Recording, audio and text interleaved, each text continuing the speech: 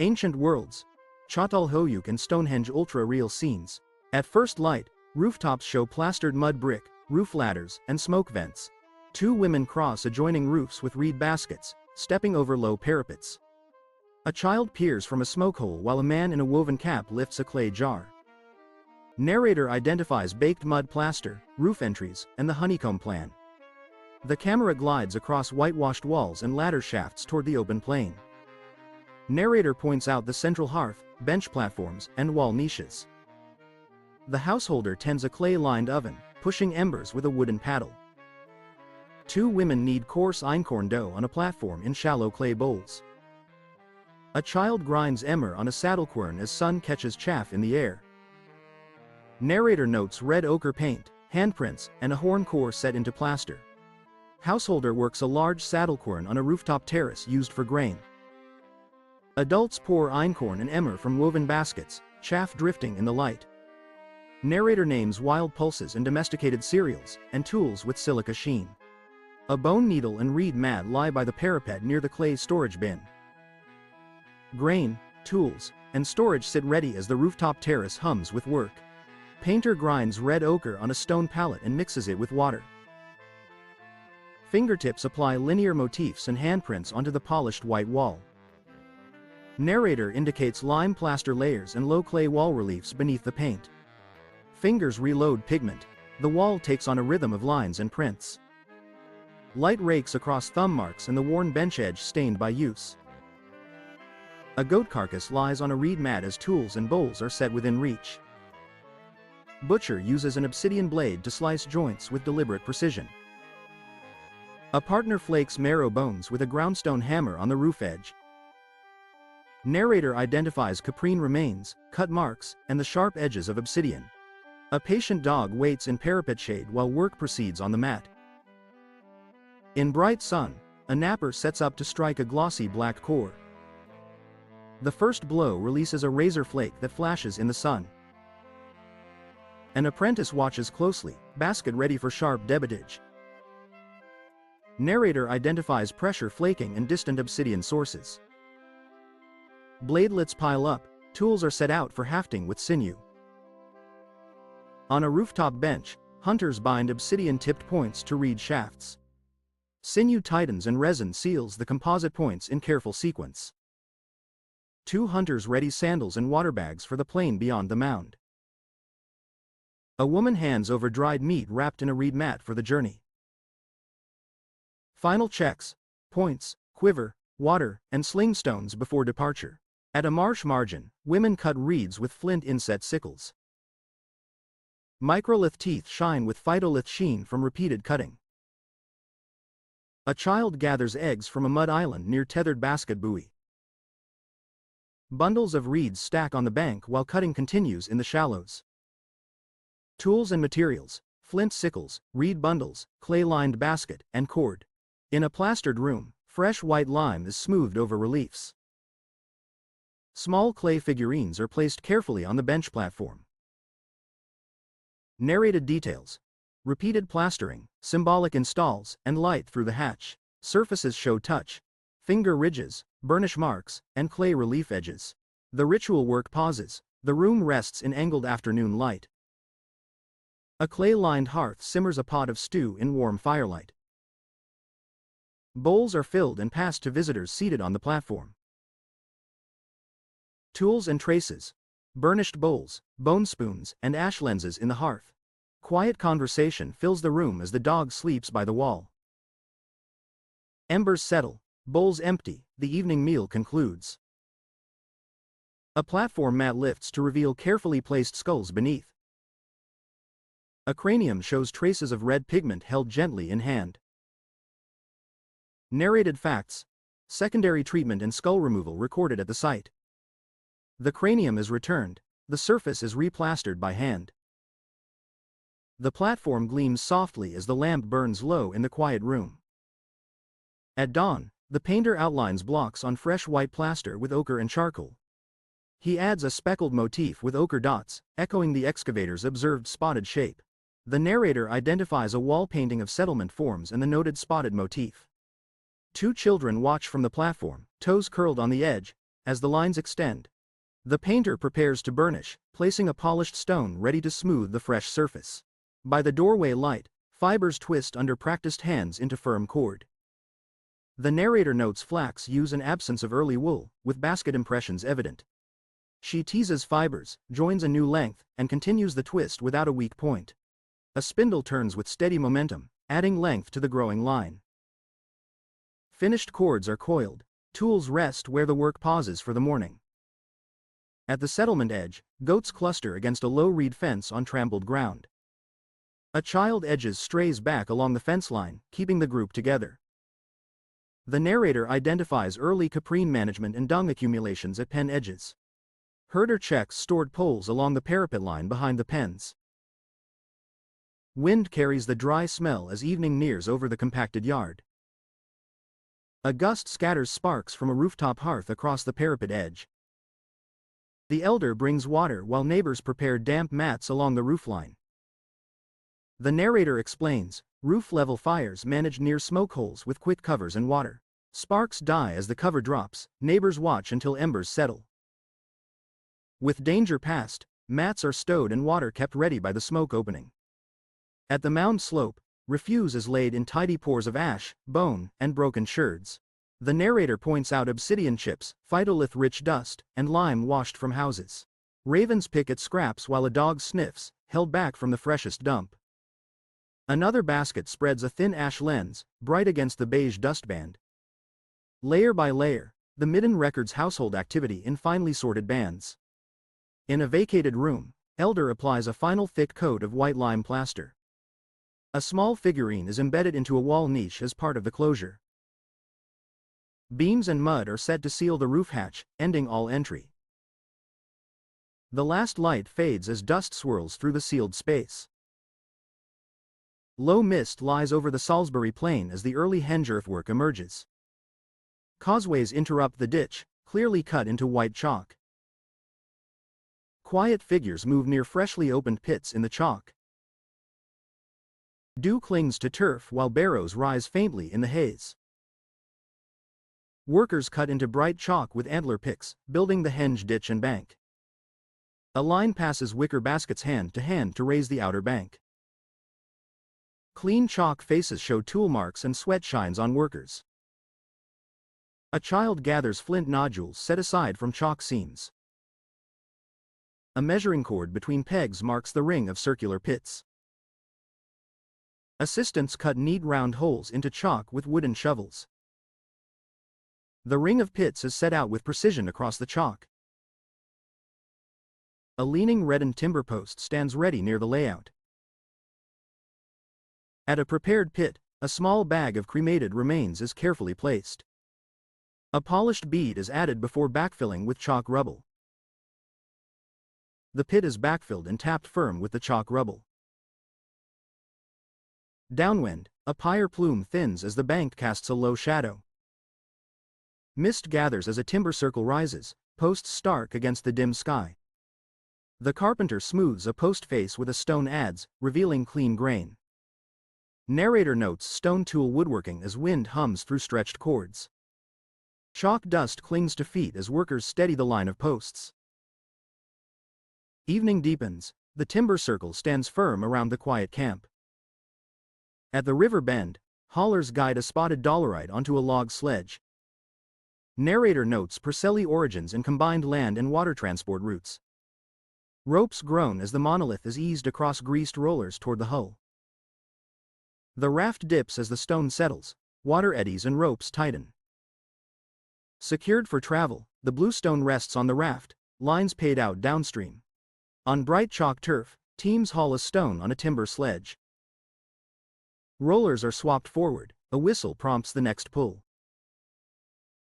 Narrator details rope teams, lever bars, and feasible haul rates. A lever bite frees the sledge, the stone inches over bright ground. Path wetted again, the team heaves, the sledge glides a body length. In the yard, a sarsen face is pecked to a flat, even plane. Narrator explains mortise and tenon joints cut like carpentry in stone.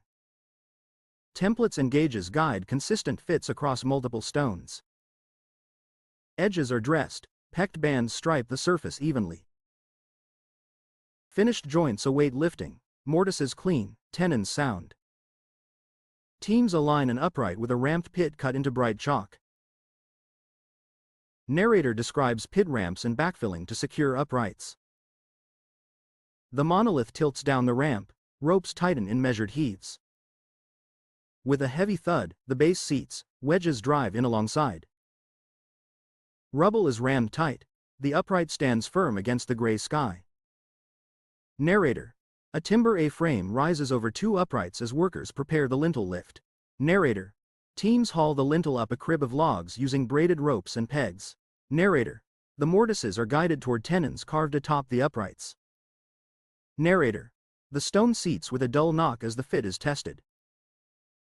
Narrator. Ropes are eased and the A-frame stands clear as work concludes. Narrator. Missed parts to reveal a continuous circuit of sarsens with capping lintels. Narrator. Spacing is checked by pacing around the circumference. Narrator. The inner horseshoe is noted within the completed circle. Narrator. Dew and larks mark the morning across bright chalk and pale stone. Narrator. The circle stands silent, its aligned tops forming a single arc. Narrator. Smaller blue stones are moved into an oval within the sarsen circle. Narrator. Levers and ropes control the stone as its base is eased from the socket. Narrator. The new position is checked against the measuring arc. Narrator. Ropes steady the top while the base is tamped firm with chalk. Narrator. The oval arrangement takes form amid dotted spoil and taut lines. Narrator. A sightline is taken down the gentle slope toward the river Avon. Narrator. Parallel banks are cut using antler picks along the marked line. Narrator. Distances are checked to maintain the avenue's width. Narrator. The avenue extends from the circle, linking monument to water. Narrator. Antler tools and peg lines remain as the afternoon work ends. Narrator. The sun approaches the midsummer sightline across the heelstone. Narrator. Sunrise sends a beam through the entrance into the inner circle. Narrator. Light floods the trilithons, revealing jointed lintels and pecked faces. Narrator. The alignment holds as shadows rake across bright chalk. Narrator. Observers gather quietly as the solstice light completes its run. Workers clear chalk and trim turf around stone bases as maintenance begins. Mason taps a lintel edge to test the joint's soundness. Teams remove fallen chalk and trim turf at the socket margins. A wagon creaks past as starlings swirl overhead across the plain. Packing stones around a socket are inspected and left undisturbed. Evening camp shelters cluster leeward of the bank with fires kept low. Cook tends a pod while a foreman studies a chalk-scratched plan. Wind tugs at guy ropes while tools and raw materials are sorted. Sparks lift and die, the monument sits quiet beyond the bank. Flint nodules from chalk are split into large flakes for tools. Toolmaker grinds an axe edge with water into a slate-gray slurry. Hammerstones and antler billets strike to detach broad, usable flakes. Finished scrapers and axe blanks are sorted, waste glitter piles nearby. Cattle cross the chalk avenue with the stones steady beyond. Herder guides the herd with a hazel stick along the bank. Another handler carries a rope coil, keeping laggards moving. Dust lifts in low clouds as the herd clears the processional path. A shallow pit firing bakes coarse vessels beneath a turf cover. Potter stacks vessels carefully, spacing with sherds before covering. Vents are managed to steady heat as flames lick and settle. A finished pot emerges, its surface showing cordons and fingertip marks. Wind scours the Konya plain as dust slams into mud brick walls. An elder seals the hatch as visibility drops to a yellow veil. The narrator identifies wind-borne dust embedded in plaster skins. Chickens huddle as the householder checks the weighted mats again. Dust thickens, the elder signals that the hatch seal will hold. On a sunlit roof, salted goat strips hang above a smoldering pot. Salt scatters as the householder turns slices with a bone hook. The narrator notes smoke used to deter insects during drying. Dogs sniff the air and are shooed from the parapet edge. Even spacing and airflow keep the strips drying evenly in the sun. Fires ring the bank as cooks turn pig and cattle joints in freezing air. A chalk-scratched plan is checked while broth pots steam by the embanked ditch. Meat browns over embers, frost rims the turf and breath plumes in steady clouds. Drums thud beyond the bank as workers warm hands and share hot broth. Pig and cattle joints turn evenly, sparks lift and die in the still winter dusk. The sun lowers along the southwest axis, framed by trilithons in the entrance. Light pours through the gap, raking stone faces and revealing pitted textures. Long shadows sweep the chalk as silhouettes stand still against glowing sky. The entrance frame holds the sun's disk momentarily before it sinks. Light fades, cool blue shadows reclaim the trilithons in quiet returns. At the entrance approach, the heel stone's leaning mass shows weathered cups. Surface pits, iron staining, and lichen patterns are examined up close. A cord is aligned from the heel stone to the entrance gap for checking position. Weathering cups and lichen fields are traced with a stone hammer for soundness. Notes taken, the inspector steps back, the stone looming against low cloud. A long linear earthwork runs across the bright chalk plain far to the north. Pace counts are measured along the bank with steady steps and marked pegs. The ditch and banks show pale chalk exposures against cropped green turf. Across rolling horizon, the earthwork holds a constant bearing over distance. Notes complete, the line continues, stark and pale against summer grasses. At first light, clay is tempered with crushed shell and sand on a rooftop. Coils are built and smoothed, a pebble burnishes the damp surface evenly. A brush clamp of twigs is lit to harden surfaces, soot smudges the rim. Surface firms and shines, the burnished sheen catches the cool morning light. Finished ware cools on a reed mat, smoke drifts from roof holes across the mound. The potter tempers clay with crushed shell and sand at dawn. Coils are built and smoothed into a bowl form. A brush clamp is lit to harden the vessel surface. Burnishing brings a soft sheen as soot freckles the rim. Fresh mud is slapped onto a rooftop parapet for renewal. Lime whitewash is brushed on in long, even strokes. Neighbors exchange bowls of slurry across adjoining roofs. Final smoothing leaves a uniform skin over the facade. A crafter shapes a goat bone into an awl on a platform. Polishing on sandstone refines the tool's point. Finished awls and needles are set aside in order. A perforated scapula hangs from a peg as reference. After rain, eroded roof edge plaster is repaired. A clay spout drains the roof, edges are shaped by hand. Wet reed edges and patched plaster catch the light. Work finishes as clouds thin over the brightened plain. By torchlight, carvings of axes and daggers are traced. Surface weathering and tool marks are examined closely.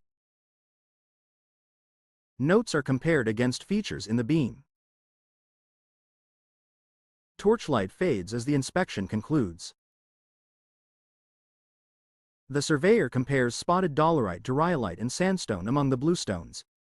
He aligns a measuring rod and notes pecking scars and weathered cups. A closer comparison highlights spotted dolerite beside a banded rhyolite. He marks heights and spacing with a cord stretched from the entrance line. Surface details show pecking scars, lichen maps, and iron-stained pits. Different bluestones are compared within the circle. Pecking scars and weathered faces are examined. Lithologies are set side by side with measurements. Lichen patterns and color tones are documented. Workers begin backfilling a vacated stone hole with chalk rubble. A cord marks the center while rammers compact the first layer. They add larger packing stones, then finer chalk to fill voids. Rammers drive the fill tight, tool marks remain clean on the chalk faces. The surface is leveled and the cord removed, completing the backfill. Mist hangs over the Avon where the avenue meets the water. He checks alignment from bank to water along the pale chalk. Moisture beads on cords and grass as reeds whisper in the fog. He records the junction, the avenue fading into the water. Embers glow in a clay-lined hearth as the householder banks the fire with ash. Ash lenses and soot patterns stand out under the dim, steady light. He draws back the coals, preserving heat beneath a thin veil of ash. The room settles to quiet. White walls hold a faint orange sheen. Sunlight threads between uprights, revealing the lintel joints at dawn. He traces a joint while dew glitters on the chalk beneath. A slow walk along the horseshoe shows curved lintels in even rhythm. The circle stands silent as skylarks rise beyond the outer bank.